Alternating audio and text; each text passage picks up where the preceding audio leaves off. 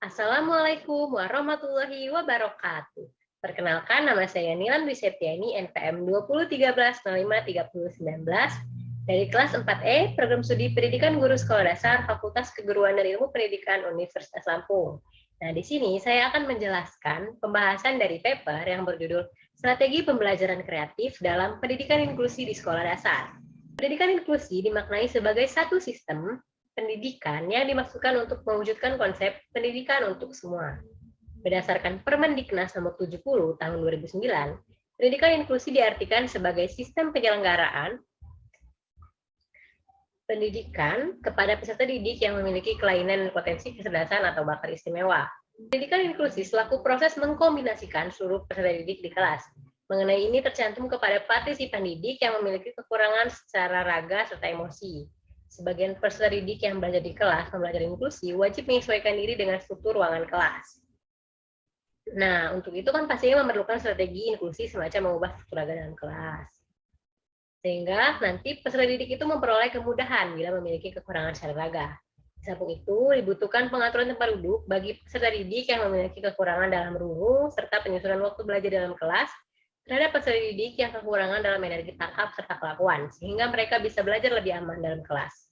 Strategi pembelajaran ini pada dasarnya sebagai bentuk pendayagunaan secara optimal dan tepat dari berbagai komponen pembelajaran. Oleh karena itu, untuk menggalakkan strategi pembelajaran yang kreatif, pendidik dapat meningkatkan pemanfaatan tujuan, materi pembelajaran, media, metode, evaluasi, hingga lingkungan belajar peserta didik. Adapun strategi pembelajaran yang bisa diaplikasikan bagi peserta didik ABK di tingkat sekolah dasar dengan remedial teaching. Nah, remedial teaching ini difokuskan kepada peserta didik yang memiliki kesulitan belajar dan menulis. Remedial teaching sebagai bentuk pengajaran yang bersifat memperbaiki proses dalam pembelajaran jadi lebih baik. Praktik remedial teaching bagi ABK di sekolah dasar membantu pendidik memahami dan menetapkan kondisi tertentu dalam pembelajaran. Demikian, pendidik dapat mengambil sikap preventif pada pertemuan berikutnya. Remedial teaching merupakan perbaikan yang bersifat khusus disesuaikan dengan karakteristik kesulitan belajar yang dihadapi peserta didik. Nah, secara khusus, berarti pendidik ini memberikan layanan untuk peserta didik dalam memperbaiki prestasi belajar dan mencapai kriteria ketuntasan minimal atau KKM.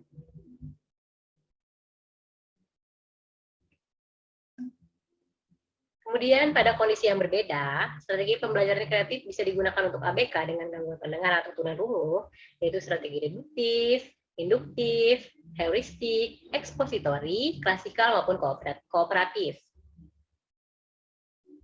kooperatif. Namun, strategi pembelajaran yang bisa digunakan bagi ABK Down Syndrome dimaksudkan untuk mengubah perilaku peserta didik yang awalnya tidak mengerti sehingga dapat mengerti pembelajaran. Keberadaan guru bayangan atau shadow,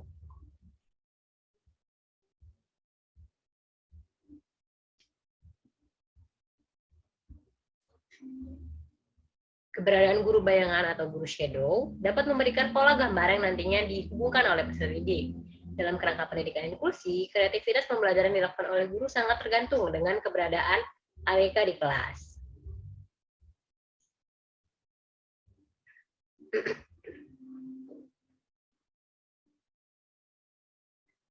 Nah, mengingat pencapaian pemahaman pada jenjang sekolah dasar menuntut peserta didik untuk menguasai contoh yang bersifat konkret, pendidik juga harus bisa berbau dengan peserta didik, sehingga pembelajaran jauh lebih atraktif dan menyenangkan. Dengan demikian, pendidik disarankan untuk mengeksplorasi media belajar yang ramah bagi peserta didik berkebutuhan khusus. Adapun contoh media belajar yang ramah bagi peserta didik berkebutuhan khusus, yaitu diantaranya ada gambar puzzle untuk autisme.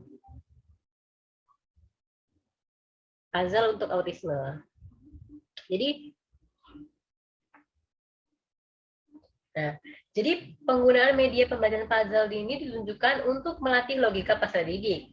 Contohnya, penggunaan puzzle dengan berbagai bentuk binatang seperti kupu-kupu itu melatih peserta didik menyimpulkan di mana letak organ tubuh binatang tersebut. Tentunya pengetahuan ini didasari dengan logika yang tepat, yakni bentuk kupu-kupu seutuhnya.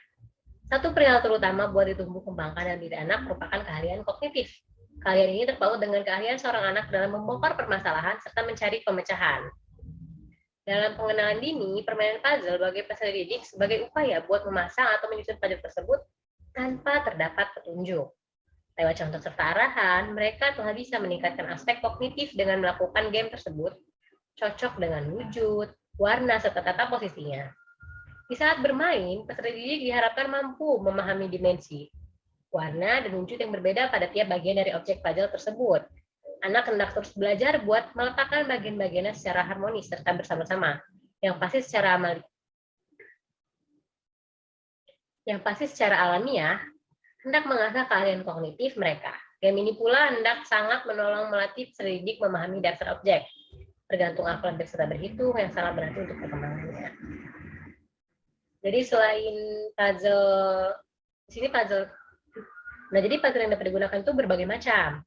Contohnya di sini ada puzzle gambar binatang, puzzle berbentuk binatang, berbentuk kupu-kupu, kepiting, dan lain-lain. Kemudian juga ada puzzle huruf. Jadi peserta didik itu menempatkan huruf sesuai dengan bentuknya.